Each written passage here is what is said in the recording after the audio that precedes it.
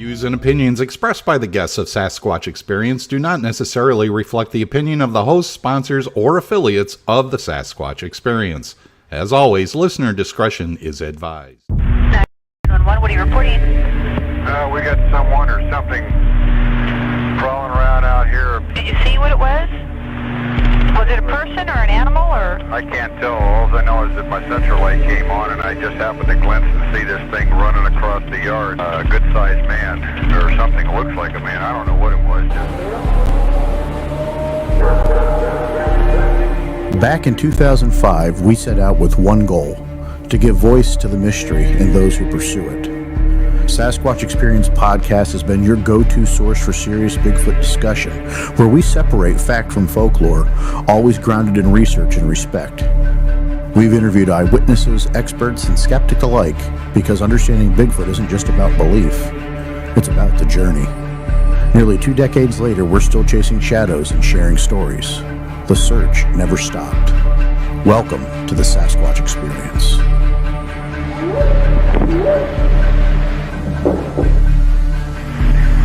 Jesus Christ, you better... Tia! Hello? Get somebody out here. With Henry May. I love that. That's always my favorite part of the opener, right there, with Henry May. Folks, welcome back to the Sasquatch Experience. I'm Sean the Fort Chop Forker. That's James Baker. Matt Arner's underneath me and Henry down in the corner. It's almost like Hollywood Squares with that's the center winner. And it has been, I say 3 months, guys, since we've done our last show. 3 months. Yeah. Been a while. And a lot has happened in those 3 months, so we're going to get into that in just a little bit. But great to be here with you guys tonight. Folks, bear with us as we're a little rusty, and I've got a little sinus thing that's been going on the last couple days, so it never fails. That's not cocaine from our tonight's episode. Tonight was not titled Cocaine Hippo because of me. It was our good friend James Baker and his cleverness that came up with the title of tonight's show. And you know what? I figured it would be a pretty good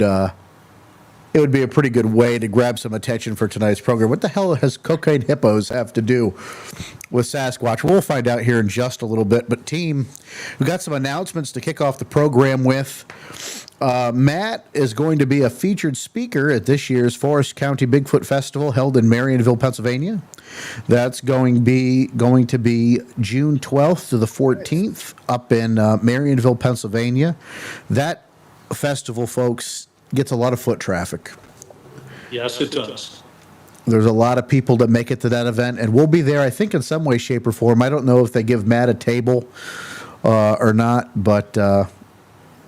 I'll have a table, and I'll meet up with you beforehand. We'll grab the Sasquatch Experience table cover and some of the supplies, and we'll bring it up. Excellent. Very good. And so that'll be in June. Of course, Sasquatch Experience team will be in attendance at the Pennsylvania Paris Storm Fest, East Huntington Township, Pennsylvania, on July 11th. I don't know how many of the team members are going to be there, but I am, and Baker's going to be there. And, of course, we'll have more information on that as we go along down the line. So a couple events we'll be at. We did not make it to any of the big events this year, guys. We've all been we've all been laying low. And, folks, if you've not been part of the conference circuit or part of the it's a lot. It takes just as much time to prepare and go to spend at a conference as it does to present at one. And we haven't always. Matt and I tend to do the presentations at the smaller events. One day we'll get asked to do the big ones, but I'll tell you what, folks, if you want to have some dynamic speakers at your event, pick us. We're a lot of fun. Folks tend to like our presentations. And you usually end up getting a third, James Baker, for free.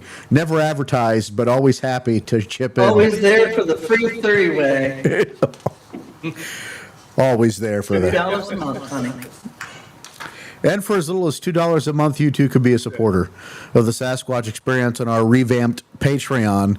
We've got a lot more coming. We've been off for 3 months, folks. We had a lot going on. We all needed a break. And it seems, guys, as the break we took, shit got weird, didn't it, across the Bigfoot community? It's no sooner that we start taking a break than the proverbial shit hit the fan. I have to tell you, Vance is absent tonight. Maybe joining us again here soon. He's on a hiatus. We wish him well. He's got a lot of things going on, so when he's ready to come back, he'll let us know. But until then, we wish him well. Yeah,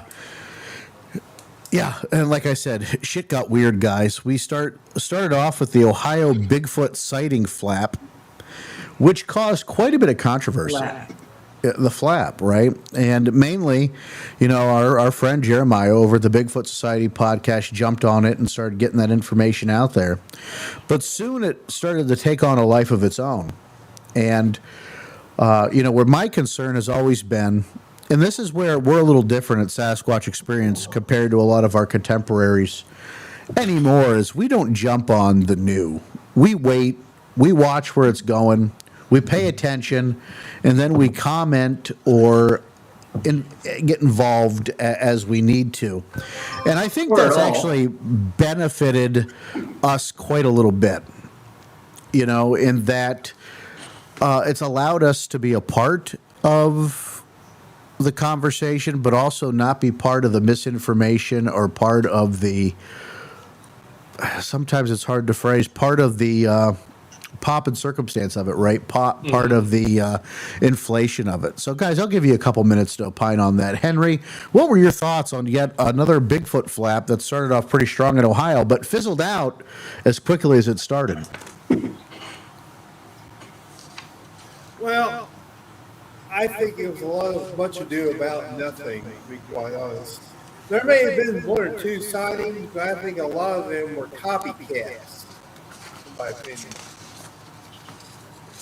It was these I things. think there was a lot of mass hysteria going on. Well, and that's something to always think about in these flaps, and I'm sure they had that same issue in Westmoreland County in the 70s, and whenever these Bigfoot hotspot Bigfoot hotspots things, kind of went out there. Baker, Matt? Yeah. Well, I didn't follow a lot of it because honestly I had some other things that kind of irritated me about the whole Patterson Gimlin thing and a few other things. So really, honestly, I don't like when we get a lot of press. Not because I don't think the field research is a bad thing. I don't think people getting involved is a bad thing. I just think when we get a lot of press, get a lot of people running around the woods screaming for no apparent reason, thinking they own ghost hunters or something, and then every little piece of everything has to be a Bigfoot sighting. Hey, I found some poop. Yeah, bear laid that shit. Leave it alone. Okay, or hey, this happened. So a lot of times when these things happen, like you said, is we kind of sit back, drink a little bit, and go, let's see what comes. Well, James Baker died there, folks. Oh, there he is. Right in mid-thought. There he is.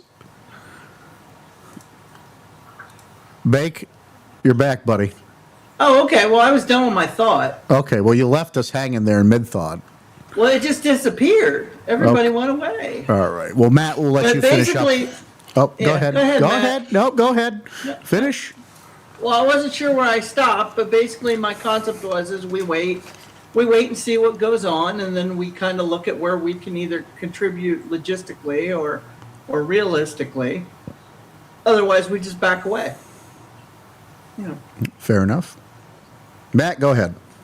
So I think one thing is that this was a testament to just how much of a voice that Jeremiah has, not within the community, but also outside of the Bigfoot community. Normally, we had a situation, and Sean and I, the whole group all knows it, where we had two sightings that were in Pennsylvania, out near State College. Sean and I had spoken to the witness, and we were looking at, hey, we're going to go out, we're going to hit the research area or that specific area in the next week. We're going to go and do measurements. We're going to take photos. We're going to proceed like it's a regular, any sort of investigation. I think when Jeremiah put it out, I think it was going to be targeted at the Bigfoot community, at people like all of us, but it just got out and it got bigger and bigger and bigger and bigger until you have, Fox News, ABC, and making this, top of the morning news at that time. So I think that there was some that were definitely possibly good sightings, but again, I think there was others that once that hysteria is there, they're just piggybacking on it, and it goes on and on and on. And as an investigator, it really kind of ties us up because we're looking at these ones that people said, hey, I heard something, but it's a squirrel, or it may be something else. Whereas the legitimate ones, we haven't gotten to yet. And again, I don't think that it was anything that anyone did. It's just that it really blew up. So, it maybe opened some eyes up too. Well, I think that's the frustrating part, though, Matt, is it opened it up, and in doing so, attracts a lot of positive and negative attention to the topic. Unfortunately, as it starts lumping in with some of the more crazy elements of this field, we start losing traction, right? And I have to tell you, the loonies have come out of the bin. And it's time to start putting them back in there. I've always been respectful of the opinions, but my God, they're starting to get forceful. And, this pseudo-Christian Sasquatchery, and you have people out there now going and jumping on other people's productions to say if they're Christian enough. First of all, and I actually, one thing is somebody that took a swipe at Strange Knox magazines that we're affiliated with. Who the hell gives you the right to judge anybody in their level of Christianity? And who the hell gives you the right to judge anybody and their level of credibility? First of all, look at that badge up in the corner of the show. What's that say? 20 years, right? If anybody's going to be a judge of anybody's credibility here, it's going to be me. And if you don't like it, click off and fuck off. I really don't have time for it. But what you're not going to do is come at me or come at anybody else that we're affiliated with and, start, who the hell do you think you are? And again, I talk about how things have really gone crazy, man. They have. In 3 months, we stopped policing ourselves because once again, we go back to fighting over a 60-year-old film that, whether it's real or not. I mean, and at this point, ladies and gentlemen, that fight in itself is becoming embarrassing. The Bigfoot community is tearing each other apart over it. And we've kind of been neutral in that. And I don't want to say it's because we don't care, but we don't care. I mean, it's never been the basis of our belief, right? So we've got crazy pseudo-Sasquatch Christians out there, trying to do their righteous crusade. We've got Ohio Bigfoot flaps flopping up all over the place and pissing off the Ohio Bigfoot researchers, which is a point, ladies and gentlemen, nobody really talked about, was the actual investigators that lived in Ohio. Why didn't any of them get the stories? Why didn't any of them get the reports? How the hell does it miss them and they get blown up over a podcast? That's the question I have. And I guess maybe it's the way people take in information in the TikTok generation. But, it's just been, it's the insanity. I've had enough. I really have. And, 20 years of doing this, we've seen them all. These people are nothing compared to Eric Beckyard and the fruitcakes we fought back in the day. Guess what? I won. He died. I won. I'm still here. And I don't feel bad about that. He was a miserable prick. He really was. And he made a lot of people's lives miserable. But, when we start getting into, some of these things now where it's really become character assassinations on fellow researchers. Mm-hmm. I've heard the term legacy Bigfoot crew, legacy Bigfoot researchers, celebrities, legacy Bigfoot grifters. I mean, can we all just be honest and call a spade here? I think everybody in this business is trying to make a buck off it, right? We've not made a lot of bucks off it, but everybody's trying to make a buck off it. Does that make it a grift, or does that make it entertainment? No, and what's the difference? I think with a grift, you tend to not get something for the money, that you put out there, or you get a Temu version of what you were looking for, right? Mm-hmm. But I don't see that from a lot of the people going, you've got folks running museums, and is this all based on something that could be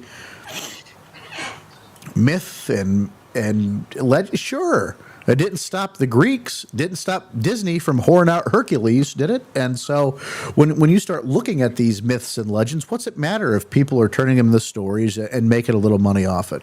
Now, we're talking about the possibility of a biological primate here, and yeah, if we're trying to be scientific, makes it a little harder, but does it? I don't know. I'm going to stop talking for a little bit. There's a lot to digest for you three there, so go ahead. You guys, let me know who's going to go first. I'll jump in. So when it comes to the grifting or the money, I personally have put out thousands of dollars for thermal cameras, for traps, for plaster, for DNA collection kits, game cameras. The list goes on and on. Gas, just to head up to our areas where it's almost $4.50 a gallon now. Made cheap. The other. So, and then even going to making money on this, the Forest County Bigfoot Festival, they offered to pay me for the festival. What I did is, I have the contract so I can verify it. That money is going to the McKean County Child Advocacy Center. I am paying my own way to go up there. I'm paying to have any brochures or any posters I have. Any money that's coming in is being donated to a good cause. And again, with me working as a police officer, dealing with child advocacy centers all across the state, the McKean County actually helped me with one specific case where we just put the guy in jail for 3 years. So with that being said, I am losing more money than anyone else, and I am not going to sit there. And when I hear people saying, "Oh, you're making money," or "Oh, you're doing this," take a look at how much money I spend, and take a look at where that money's going. When we spoke last year at the at Eric Altman's group, I took my donation and gave that to the SPCA. So again, if we're using this as a grift, we're using it to donate to causes, or we're putting it to good use. Otherwise, like I said, everything's coming out of my pocket. Yeah, I mean, that's a good thing. Even with the podcast here, we donate more than we make every year through either Feed the Children, Feeding America, the Safe House. I mean, we put a lot of money back into the community. Absolutely. I make good money in what I do. I pay the bills for the show. The Patreon helps generate some of that little extra fun money we do, so we can, buy a piece of equipment here or do something there. But for the most part, it's not self-sustainable. I pay for it. Part of it is because we're really bad at promoting ourselves, and but we do this because it is fun. It is a passion, and we like to give back to the communities we believe in. Now. Again, if it's a grift, it's a good grift, right? We're grifting for all the right reasons. And who the hell is someone else to tell someone how to spend their money? Yeah. And honest to God, it gets a little contrite. But, really, this wasn't even about that. That's just one talking point to it. But, Henry, go ahead. We'll let you go, bud. Well, as far as the whole controversy with capturing Bigfoot, the Patterson-Gimlin film, again, as you mentioned, we have stayed neutral on it. But the thing is, we weren't there at this film site, so we don't know if the film is real or not. And who gives a damn if it is or not? If there are those of us who had experiences ourselves and had sightings ourselves, then that is our number one point of contention. That's our number one thing, not some 60-year-old film. Now, Henry, you might take a little flack for that because you've really been involved and heavy on the Patterson film through the years.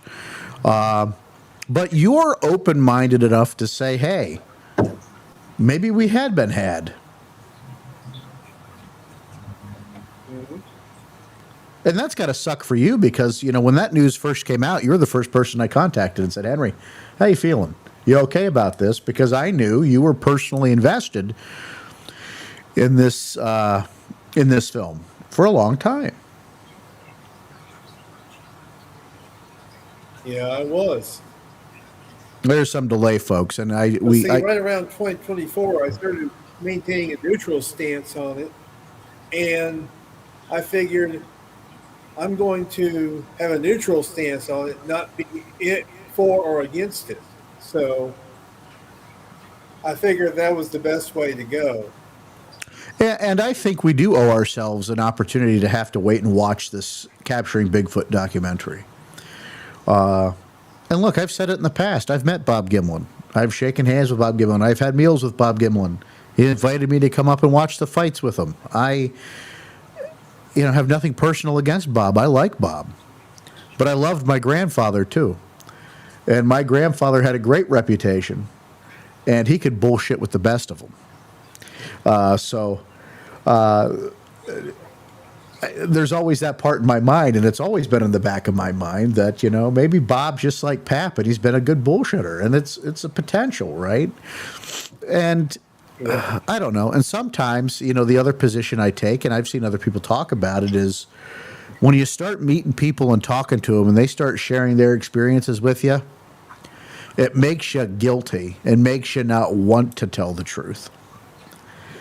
And if he had that potential years ago to do it, and the moment he started coming out and meeting people and talking to people, maybe felt that he'd have hurt more people by saying it was than it wasn't. I don't know. See, I think the thing is that you got to look at it this way: is how much flack did he take to how much he's getting for it? Because honestly, minus the last 25 years, maybe even 15 years. He wasn't making any money. He wasn't making like signing autographs and going to this place or that place or whatever. Right. He was the guy. He was the guy who lived down the street that the parents go, "Don't get near his house. He thinks he sees furry things." But likewise, people weren't driving by his house throwing bricks through his windows either. It's well, that's because he wasn't friend. I mean, what? Jesus, you can't say that. Anyhow. Capturing Bigfoot, I think when it comes out, we need to give it a watch. And I know that might upset some people because we're going to give money to the opposition. But is it the opposition? We don't know that. Hell, I don't know where I'm at on this. And as much as I would like it to be real, there's a lot of things in life that I wish would be real. My Powerball ticket would have been the winning number. There's a lot of things I wish. But in this world, guys, we wish in one hand and we shit in the other. And we see which one fills up first, right? And right now we're in that fulcrum of shit, waiting to see which way it's going to drop. And I don't know. I think a lot of folks that I've talked to offline, I'm not going to give names because that's not my place. I've talked to a lot of people about this while we were off. And there's a lot of division and a lot of split between it. But the thing that gets me the most is that everybody that's so caught up with it being real is just on the character of Bob. And in me, that's dangerous because there's always that potential of what if. They say be careful when you meet your heroes. You only get set up for disappointment, right? But I don't. Part of me would love it. And God, folks, I hope I'm wrong. I really do. I hope this is a big nothing burger. I just don't know. And it puts you in an uncomfortable spot. Matt, go ahead. You were going to say something. Yeah, and the one thing is, one side or the other. The Patterson-Gimlin film is probably the most analyzed piece of footage, especially from people on our perspective, in the last 50 years. Once we started looking at it, now we're taking and I know I subscribe to Eric's YouTube and he sounds like a great guy, but we're listening to one person who viewed this movie. We need to see this movie all for ourselves, and then once we look at it and we see this infamous footage, that needs to be looked at as much as and analyzed as much as the Patterson-Gimlin film. If somebody is saying that I have something that will completely invalidate this, well, then that needs to reach that level of proof that the Patterson-Gimlin film was holding up to. Well, listen, if the suit was burnt, that's why we never got it, right? But now, as Scott Niederle, our good man, our friend, our best buddy, and the guy who was just at OBC over the weekend, gave me a nice report. Thank you, Scott. Says, what about the track casts from the site? And honest to God, that's a problem, right? Because if it is proven that it's a hoax, and that is going to put a lot of, and it disgusts me to say it, a lot of disbelief on the work of folks like Dr. Meldrum and the others that have spent a lot of time looking at that. And I do think we have to get Daniel Perez back on to talk about this a little bit, because he's got that great book out on the Patterson-Gimlin film. And I have a lot of friends that are skeptics, and I think while there's been a great deal of excitement on that side of the fence, it's not as strong as I thought it would have been.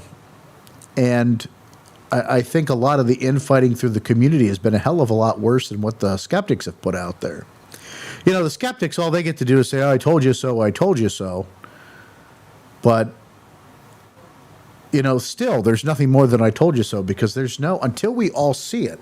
And this is nothing against Eric from Harryman Road, and that poor guy's been getting the shit beat out of him verbally, and, to the point he's getting doxxed, and I don't know if anybody deserves that, even if he's coming forward and saying that, what he saw, and this is his belief.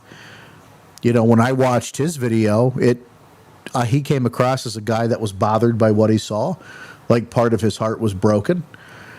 And that's something I think we all have to prepare for, if you're a big proponent of that film, to have your heart broken. But the skeptic response was a little tamer than what I expected it to be. And the community, again, like I said, is just tearing itself apart. People fighting amongst each other. And guys, I just, to this point, I'm staying on the fence until we see that documentary. And I've always been leaning towards the other way anyhow. It's not that I don't like Bob. It's, I've always been a little bit more towards the hoax side myself. So it's nothing personal. Any final thoughts on that before we let Baker go at it with his Cocaine Hippos? The whole purpose why everybody tuned in tonight was Cocaine Hippos. Inbred water beasts. Inbred water beasts. Boy, Jimmy Trick, our good man Jimmy Trick. Get on Facebook and follow Jimmy. And once a week, he throws the trick shot up there. And he makes a great beverage. So follow him up. Send him some recipes. I'd like to see what he's making. And as Scott's one final point before I do finally throw it over to Baker again, some good commentary on the Ohio Bigfoot flap during the OBC speaker town hall on Sunday. Yeah, and Scott, you gave me a good breakdown on some of that.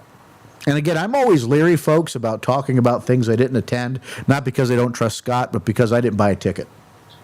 So I don't want to go out there and, spoil for everybody that did. But go ahead, Baker. Your inbred water beasts, a.k.a. Cocaine Hippos. So we talk a lot about different things and ecological ramifications and things like that, and how how what's the possibility. So I'm taking an existing story.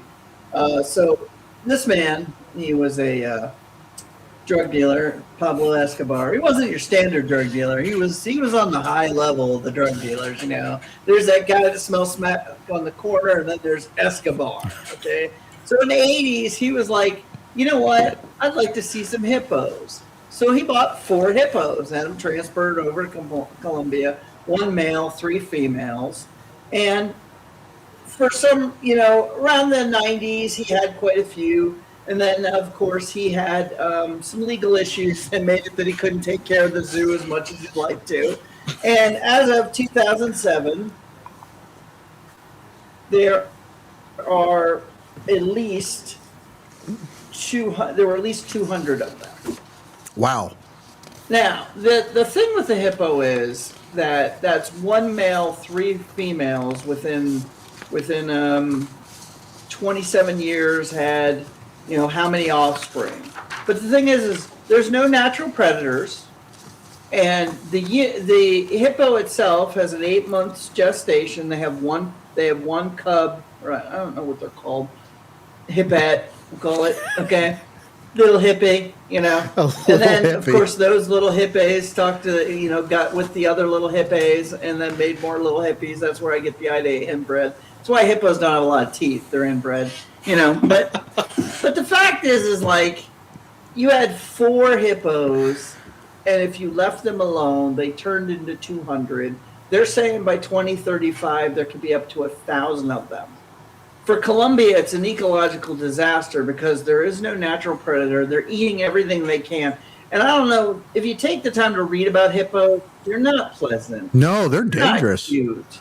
They kill more people a year than sharks. Oh, and lions. Yeah, they're a dangerous animal. Like, if you ever watched the movie Congo, okay, hippos are not cute, okay? They'll rip through you without any trouble, and they don't care, and they eat almost anything they can find.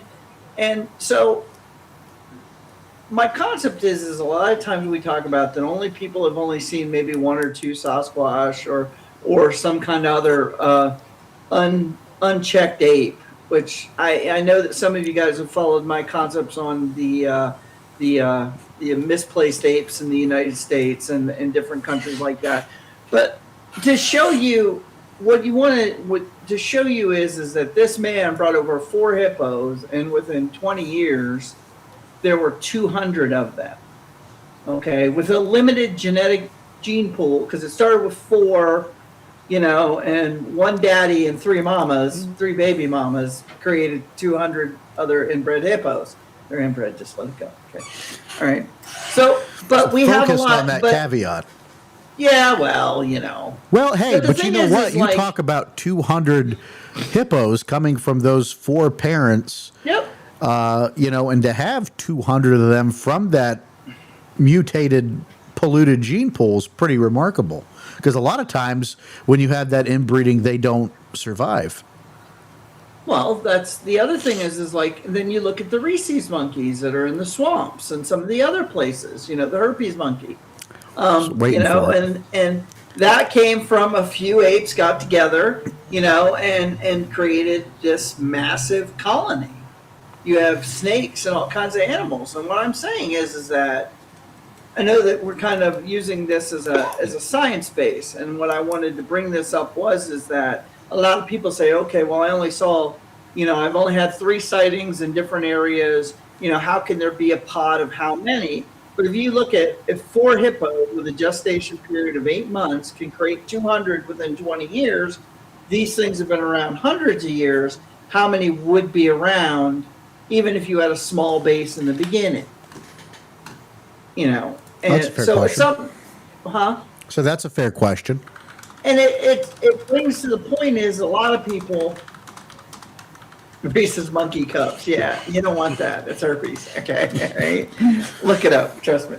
Okay, but like, there's a lot of people like this. These people from I think there's a high-end guy who wants to buy 80 of them from them and get them transported. It's still not going to do anything because there's 200 of them. Now you look at that same concept on, let's say we base Sasquatch off an ape, right? Anybody disagree with that? Like an ape-like form? I think The apes everyone have- on this dais is I mean, minus the pro people who ape. believe it's an ethereal creature and blah blah blah. And you know what? If it's an ethereal creature, then it might pop out 6 at a time, or might eat an extra carrot and have 12. Who knows? You know. But if you think of an ape has the same 8th month. You know, it creates 1 ape at a time. So you would need, with a small genetic base, you could still have hundreds of these things wandering around. It was my thought. I kind of like, you know, I kind of was reading the thing about the hippo. The same problem that Canada's having with the pigs. They had brought in pigs for a specific reason. They got out, and now they're a horrendous ecological disaster because they don't have any natural predators. No wolf is going after a hippo. You know, no jaguars aren't jumping on top of them and hoping. Okay, you know, so like. I wanted to bring that up, and I just wanted your guys' thought on, you know, how the population could be for the animal we don't know exists by using an animal that we do know exists and is flourishing. Matt, I'll let you go first. I'm trying to think of something that's the least controversial thing to say. I've said inbred like 6 times. You're safe, dude. Okay. Yeah, but no, I mean it goes deeper. There's, I guess, in historical times, there cousins, first cousins, second cousins, becoming spouses and having children were more common, especially in smaller areas. Or royalty. And and to this day, there's still people that do that. I know with certain animals, there's different ways that they protect their genetics. So, if it's a deer, the bucks will drive off the young deer.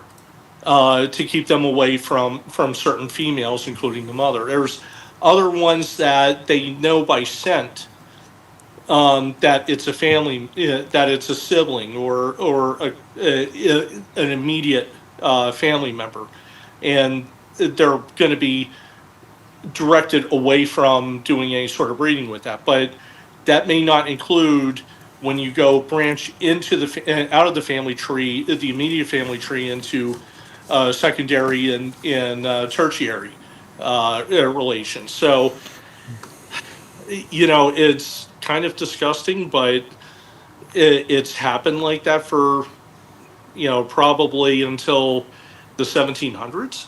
So. Had to throw that comment in there, Matt. I know. Had to throw that in there.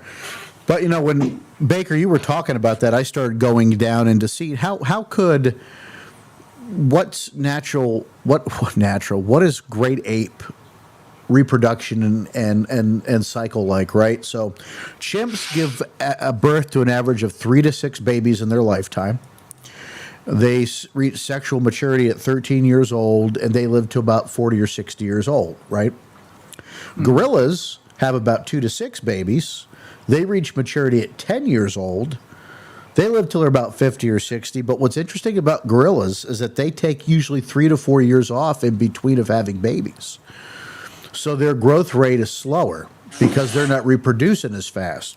And it's the same with orangutans. Orangutans give birth to 3 to 4 in their lifetime, but they have like the longest birthing interval of apes of 6 to 9 years in between their babies, and they hit 14 at sexual maturity, and they live to about 40 or 45. So I think the reproduction rate may be slower than the hippopotamuses, but if we could take that, and let's say a Sasquatch maybe has, let's say 5 babies in their lifetime, and they hit maturity at 13, I mean, maybe they take a longer birthing interval as well in between those.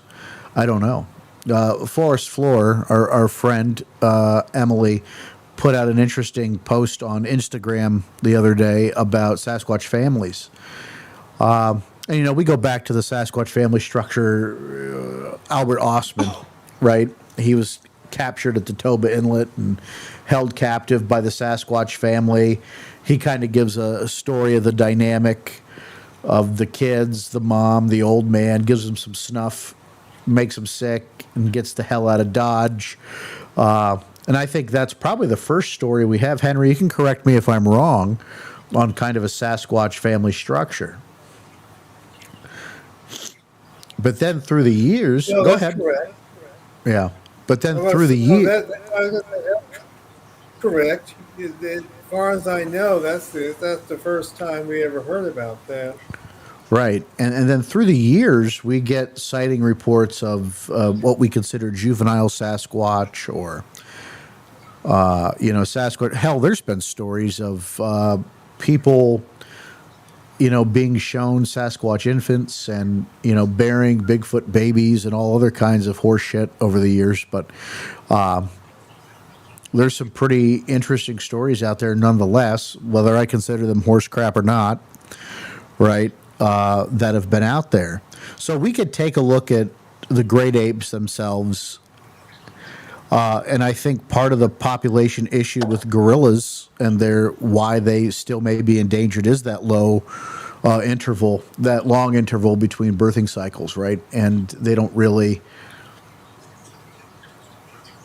how does that, when I get my gears going to think how that relates back to the Sasquatch, Baker, you talk about how, the population explodes with just a small number. We don't know how many there are. And even if that number that started off with 4 and went to 200, if we started off with 200 and that went to 800, that's still quite a few Sasquatch. Yeah. For something that not supposed to exist. And that number grows over the years. So let's say even if it grows at half the rate, you're still looking at a decent sizable population in North America. And does that correlate with the amount of sightings that we have year over year? I don't know. This is where we really got to bag one and study, right? We really have to get the study going. And I think we have to do more, going into some of these reports and looking at that data, Matt, with Bigfoot sighting reports, juvenile activities, so on and so forth. Yep, and another point too is you brought up birth rates, but we also have to look at death rates as well. Yeah. Because if they have a shortened lifespan, and you have just a certain amount of replacements species, it's going to maintain that smaller population. Yeah, but animals in general, like birds and some other animals that maybe even squirrels, that may only live a couple of years. Now, with squirrels and rodents, the problem is when they have a birth, they have 6 of them. Mice only have, they might only live a year and a half, but they have 9 babies, or more. But the fact is that their thrive to make more is usually more active, because not that they know they're going to die in 3 years, but there's something in them that says, I got to make more, compared to, a 35-year-old Sasquatch that's, a 35-year-old Sasquatch or some other creature that goes, it's past that time, we died, whatever. These animals are just, every spring it's. Now, if you had a mouse and it's only reproducing similar to scaled down to the population of great apes or humans, you wouldn't see, they'd be such an irrelevant species. Right. And that's the thing with mice, even, because it only takes 1 or 2 mice to create a colony, and the colony can grow to a point of, massive. And at the same point, if you have that colony and it starts by a male and a female mouse, and they're having 9 offspring every cycle, eventually some of those offspring are reproducing with other offspring from those same parentage. And that's a question you have to also ask about animals. Like, I'm not a biologist or a animalologist, or I can't think of the word, zoologist or blah blah blah. You know, I don't look at the mating of animals. Well, there was that one video, but that was completely different. But the thing is like, you got to realize is that they don't develop the same way. Humans, like you were talking about the inbreeding of the 1800s and the royal families and things like that, where they started to lose a chin and they started to have brain defects. Animals don't work the same way on the cognitive level. True. You know, so in a way, some of the things that would make humans insane or wrong or whatever after 2 or 3 generations of inbreeding may not even affect an animal. Hence my point of, you know, one daddy and 3 baby mamas created 200 and there'll be 1,000. They didn't introduce more hippos. I don't think Pablo did that from jail. Like, hey, we need to mail in some more hippos because, you know, Bob's been sleeping with those same 3 chicks for 6 years. You know, yeah. You seem to be pretty intimately involved in this process, James. Were you the ones that brought the hippos into? Were you the? I like them big. Oh God, The hippo smuggler. the hippos. And you know what's fascinating about the whole thing is,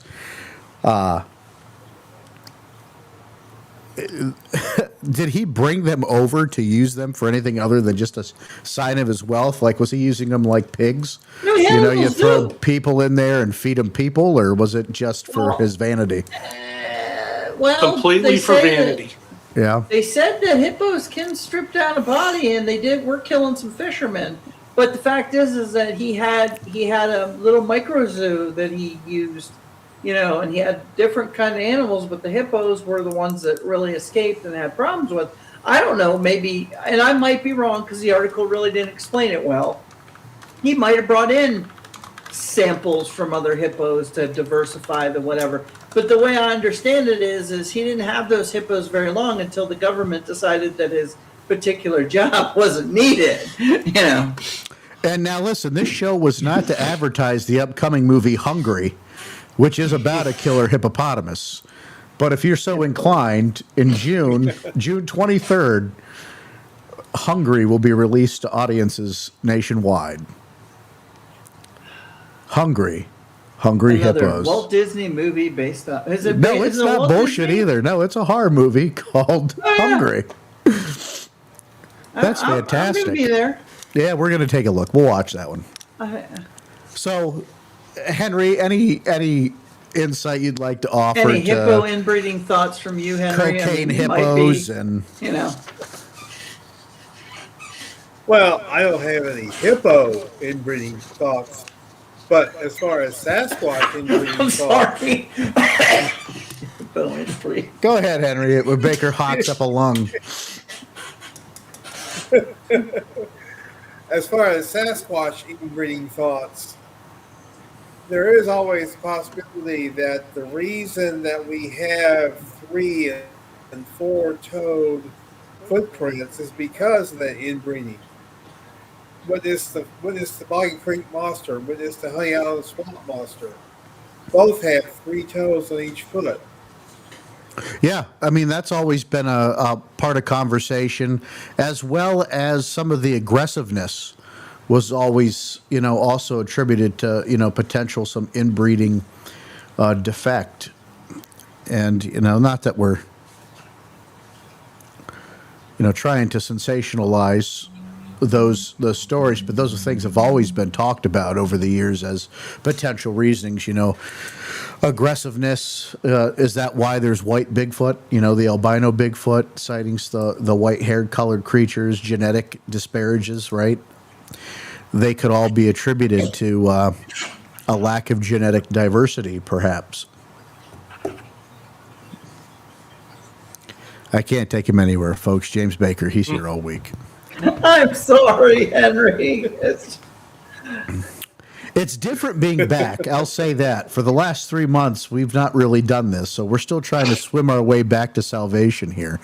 And we've had a lot to talk about. We could probably go on for hours, but I think the Cliff Notes versions of some of these topics are better left touched when we go more in depth on each and every one of them. Matt, we haven't really gotten any sightings lately since the beginning of the year. I think we've had a couple. We had some in the fall, and we actually had a really good report come in from a reliable witness, right on the outer boundary of our research area. And I'll tell you, it's a big area. It's a wild area. It's the Hammersley Fork area. This is also just north of State College, where last spring and into the summer there was 2 Class A sightings in that area. But as for now, I've been talking to a person who has had some experiences, vocalizations and such, out on the near the Appalachian Trail, and I've been following up with that person. But as for anything else, there has been a lot of people out in the woods. We just started fall or spring turkey season, so I think with that we're going to start seeing more and more reports come in into the summertime. But compared to last year, it's been fairly light. Yeah. No flat for us this year, aside from that little snafu down around Penn State. And honestly, Yes. Matt, we're still on the fence about that. Yes. We got kind of burnt on that one, ladies and gentlemen, Matt and I don't know if he and I have really reconciled where we're at with it. No. And again, that was when we were talking about the Ohio Bigfoot flap. We talked to the witness. We were going out there the very next weekend, and then literally a day later, it's blasted on BFRO with the exact same tree where this guy was hiding from. You can look behind this tree and search for any evidence. Everyone go out there. And next thing you know, a good friend of mine told me that every parking lot, every trailhead was packed for about a month afterwards. People were going out there knocking on the trees and doing their howls, and whatever was in there had long gone. Yeah, doesn't help, folks. If anything was there. No, I don't blame it, and that's the problem. Too many people murk up these areas. It's the same with Ohio. When I was talking to Mike Hartman about going out and checking out some of those, Mike went out previous to he and I having a conversation about it, and the same thing. All the areas you would want to go to investigate were all full of people. Mm-hmm. That, curiosity kills the cat. It also kills your research. Yes. So, again, folks, be smart about what you're talking about, where you're putting it. And it has, yes, some of these things may be good for ratings. I understand that, but they're not great for research. And when you're us, we balance that. Doesn't mean we're better than anybody else. I'm not throwing any shade at anybody. I'm just saying, for us, it's still a good amount about research. And the podcast is our outlet, right, for our entertaining outlet. But a lot of it, we still need these reports to come in. And you can do that, folks. SasquatchExperience.com. Go to our Facebook, report to us. Actually, our website is down. It'll be coming back up in the next couple weeks. I got a lot of things I'm doing with it. We were on Pod Page for a while, but I don't know. It wasn't the userist friendly site. So as we migrate over to another source, Facebook.com/Sasquatch Experience. Any final thoughts for you gentlemen tonight before I wrap us up? Yeah, really quick with me. I just want to give a huge shout out. I heard. Oh, go ahead. I wanted to give a huge shout out to my friends at like Chris Spencer and those guys at Study Sasquatch. Follow their YouTube page. They're on Facebook, Twitter as well, X. But they've been doing a lot of live investigations where they're going up over the weekends, bringing a drone out over their research area with the Olympic Peninsula. They are a fantastic group of researchers. Do everything very structured. They have, and they'll show you with from thermals and from game cameras. This is what we're getting, and they're honest about it. Hey, we got an elk, or we got a bear coming through. They're not fluffing anything up. They're giving you the real deal on how we go about doing this research. And like I said, just a wonderful, wonderful group of guys. There you have it. A little publicity for our friends up there. Go ahead, Henry. You were going to say something, and I'll let you take us out. Well, as far as the whole capturing Bigfoot thing, from what I understand,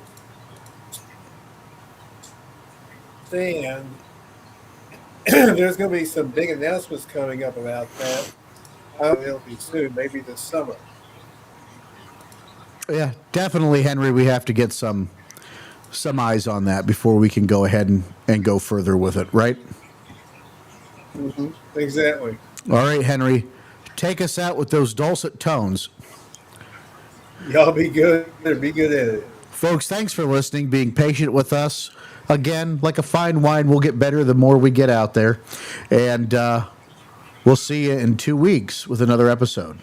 Keep on squatching, everybody. Enjoy. You've been listening to the Sasquatch Experience. Please rate and review wherever this podcast is consumed. For more information, please go to our website, SasquatchExperience.com. Keep on squatching.